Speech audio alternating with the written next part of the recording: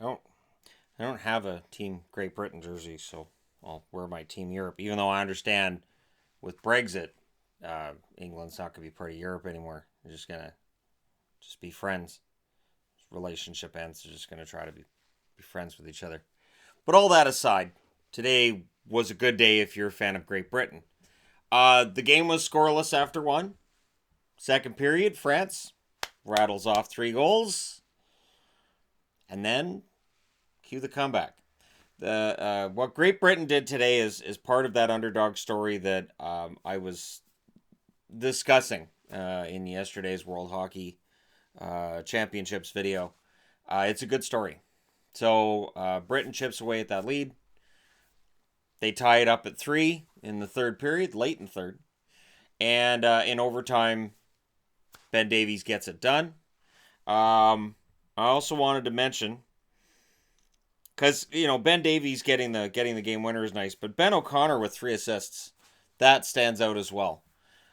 This is the kind of thing that's fun. So what this means for Great Britain, a team that won one game and lost six, they do not get relegated.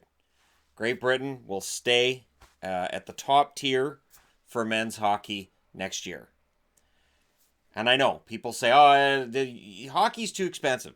Hockey, you can never promote it." I'm telling you right now, the National Hockey League should be looking at what went on in this World Championship and say, you know what? If we promote it right, we can make hockey work in England and in Great Britain in general. And I know people are always make all these comments about how it's expensive and rinks and yada yada. And I know. I'm saying you can build that up. And, for me as a kid growing up, I played street hockey, floor hockey, because I couldn't afford. Well, not that I couldn't afford. My parents couldn't afford to put me into regular hockey. They looked into it.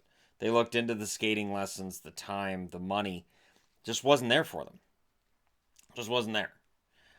We were not in the pay range that some of my other friends had parents that were, and some of my other friends who played ice hockey, really enjoyed it. And there's pictures of them at Twin Rinks, team photos of them when they played as kids, and they were fun stories to hear as a teenager. And every now and then there'd be a voice in the back of my head going, "Ah, man, it sucks my parents couldn't afford it." That being said, me being 5'4" means the odds of me ever making the NHL.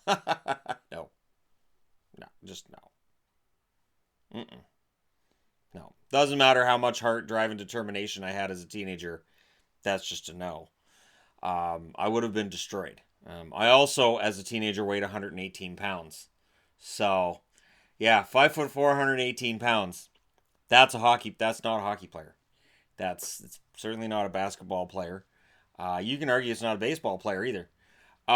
So for me, I understand where people are coming from with that, but in order to grow interest in the game, I think it's a matter of just having that culture there, and I think there has been interest in Great Britain in the past with hockey. You look back to the first ice hockey at the Olympics. Great Britain was pretty good. They won some medals, and then it fell off because North America, we had the professional league that they didn't. We had it ingrained in our culture in across Canada and in the northern part of the United States, and they didn't.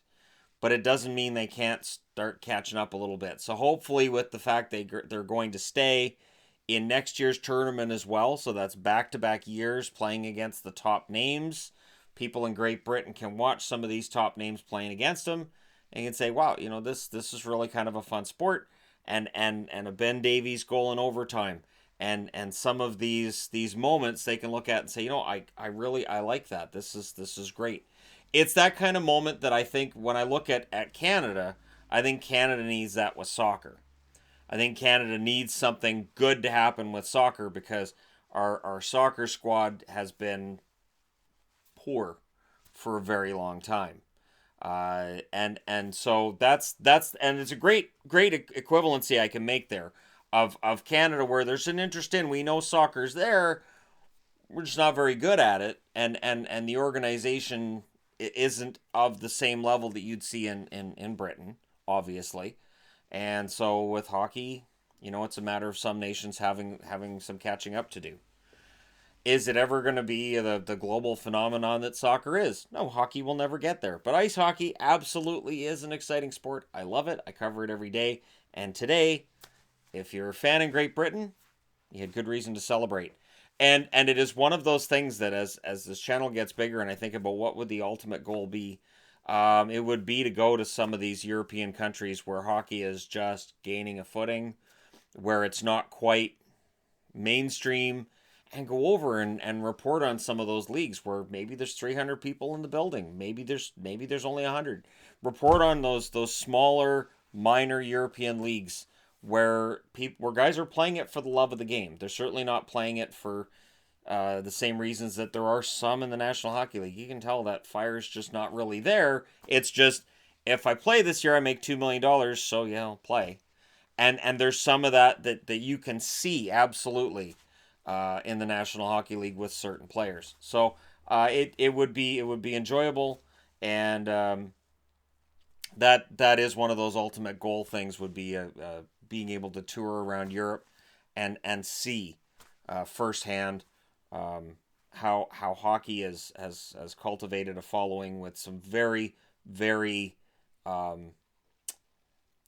loyal fans. And I know for a fact that there are fans in Great Britain, because every now and then I get a jersey from Great Britain. I get mail from Great Britain.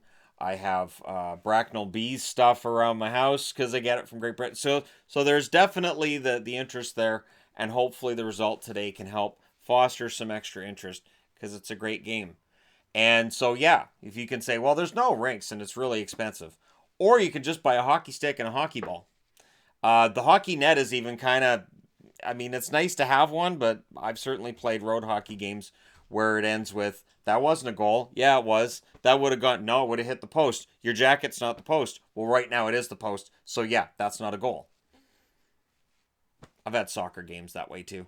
Anyways, there you go. Let me know what you guys think. This is one of those nice underdog stories at the World Championships that we don't get enough of.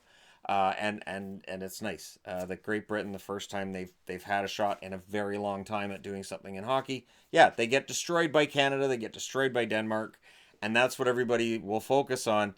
But you know what? A comeback win against France, kind of nice. So I guess France gets relegated, and they'll have to fight their way back up. But for Great Britain, you don't have to do that, and you can build on it. And maybe next year, instead of losing 9-0 and 8-0, maybe it's 6-1, maybe it's 7-1.